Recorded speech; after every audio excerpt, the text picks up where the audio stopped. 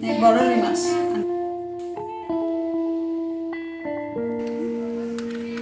গোটেইবোৰ বেঙেনা মই এনেকৈ এটা সাইজত কাটিলোঁ এতিয়া মই ইয়াতে ভাজি থোৱা বেঙেনাবোৰ দি দিম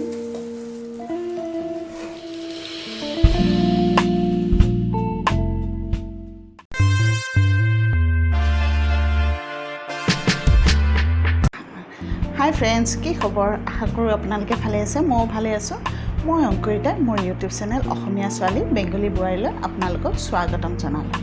আজি মই বনাবলৈকে গৈ আছোঁ বৰলি মাছৰ গ্ৰেভি এটা বনাবলৈকে গৈ আছোঁ বলকচোন ভিডিঅ'টোলৈকে গৈ থাকোঁ এয়া হৈছে বৰলি মাছ সৰিয়হ আৰু বেঙেনাৰে মই বনাম তাতে মই পিঁয়াজ দিম আৰু একদম শেষত মই এয়া দুটা জলকীয়া কাটি দিম বলকচোন কেনেকুৱা বনাম ভিডিঅ'টোলৈকে গৈ থাকোঁ মই ফ্ৰাই পেন গৰম হ'ল মই ইয়াতে তেল দিলোঁ ফাৰ্ষ্টতে মই মাছটো ফ্ৰাই কৰি লওঁ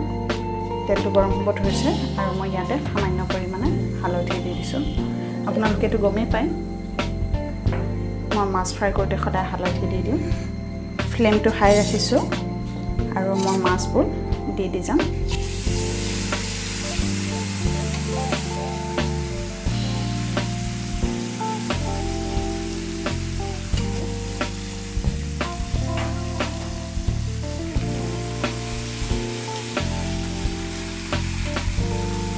দিবলৈকে পাইছে ধুনীয়াকৈ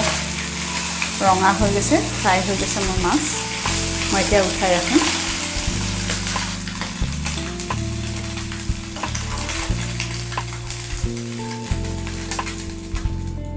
মই ইয়াতে হালধি নিমখ দি ল'ম অকণমান হালধি দিছোঁ আৰু সামান্য পৰিমাণে নিমখ এতিয়া মই বেঙেনাবোৰ ফ্ৰাই কৰি যাম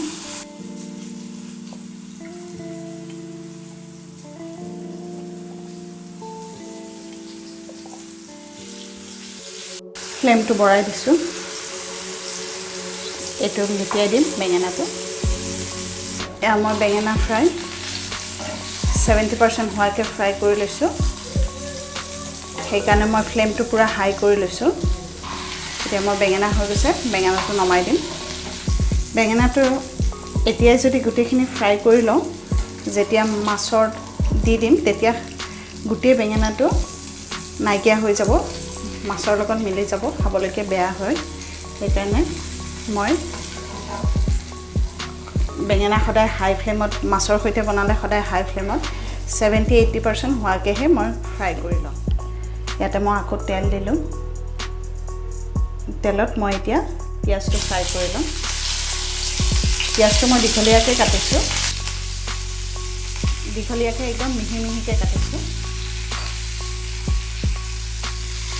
আপোনালোকে দেখিবলৈকে পাইছে মোৰ পিঁয়াজ ৰঙচুৱা হৈ গৈছে এতিয়া মই ইয়াতে মছলা এড কৰিম আৰু মছলা এড কৰাৰ সময়ত মই সদায় ফ্লেমটো কমাই ৰাখোঁ আৰু আপোনালোকেও সাৱধানে ফ্লেমটো কমাই ৰাখিব তেতিয়া মছলাটো জ্বলি নাযায় মছলাত দি আছোঁ মই আদা নহৰু জালুক জিৰা আৰু জলকীয়াৰ পেষ্ট যিটো মই ষ্ট'ৰ কৰি থৈছোঁ এয়া মই 1.5 চামুচ দি দিলোঁ এয়া অকণমান লৰাই দিয়াৰ পিছতে ইয়াতে মই এড কৰিম ৰেড চিলি পাউডাৰ 1 চামুচ আপোনালোকে জ্বলা যদি বেছি খাই ভাল পায় তেতিয়াহ'লে দিব পাৰে আৰু অকণমান মোৰ মছলাটো জ্বলা আছে প্লাছ মোৰ যিটো এয়া সৰিয়হৰ পেষ্ট ইয়াতেও মই 3টা জলকীয়া দি দিছোঁ এয়া মই 4 চামুচ দি দিলোঁ এইখিনি আৰু অকণমান লৰাই দিম লগতে মই ইয়াতে হালধিটো এড কৰিম হালধিটো প্ৰয়োজন অনুসৰি দিলোঁ এতিয়া মই এইখিনি পূৰা ভালকৈ ফ্ৰাই কৰি ল'ম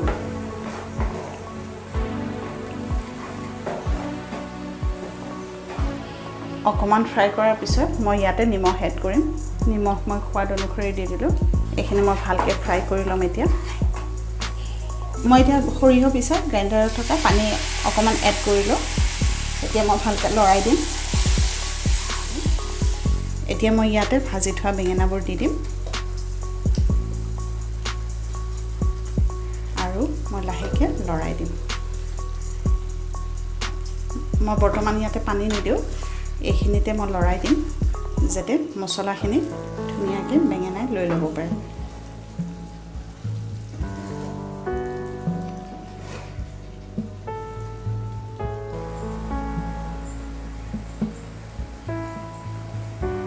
মই এতিয়া মাছৰ জোলৰ জোখত পানী দিলোঁ। এতিয়া মই গোটেইখিনি ভালদৰে লৰাই দিম।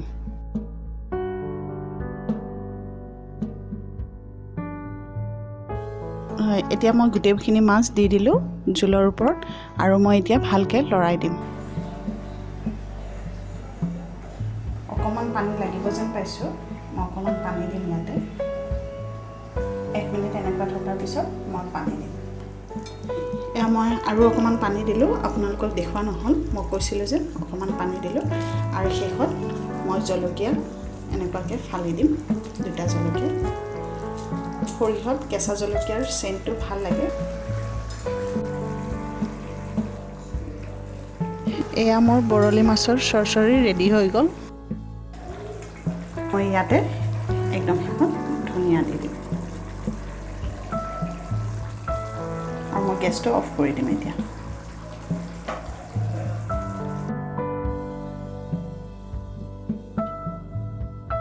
যদিহে মোৰ এই বৰলি মাছৰ ৰেচিপিটো ভাল লাগিছে তেনেহ'লে লাইক কৰিব, শ্বেয়াৰ কৰিব